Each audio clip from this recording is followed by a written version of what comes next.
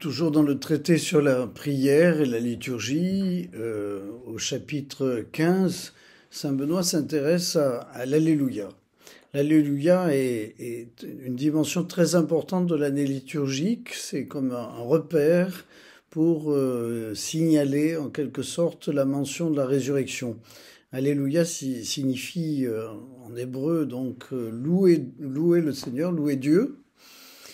Et il y a là, chaque fois qu'on le prononce, une évocation du Christ ressuscité en christianisme.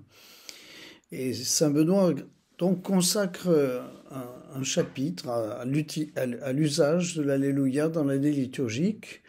Alors comme on peut le voir, l'Alléluia intervient en beaucoup de circonstances, et notamment pendant le temps pascal, naturellement, depuis Pâques jusqu'à la Pentecôte, mais aussi dans le reste de l'année liturgique, sauf en Carême, où l'Alléluia disparaît. Alors, ça fait partie des coutumes qui se sont établies maintenant dans l'Église catholique et qui restent toujours bien actives. Ça fait partie de la symbolique liturgique. On pourrait trouver que tout cela est un peu artificiel ou je ne sais quoi, mais c'est un langage. Et on a besoin de repères de ce genre pour que l'année liturgique prenne toute sa dimension, tout son sens.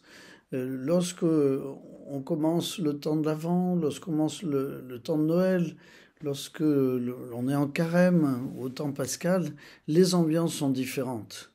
Et le fait d'employer l'Alléluia, par exemple, le dimanche avec effusion, c'est bien montrer qu'il y a un rapport tout à fait puissant avec la résurrection du Christ, le mystère pascal, comme en une Pâque hebdomadaire, comme on l'a souvent dit. Et le fait aussi de surabonder en Alléluia pendant le temps pascal, eh bien, donne une marque très, très particulière. Donc, n'ayons pas peur d'entrer dans ces symboliques liturgiques qui marquent les rythmes de l'année et du temps.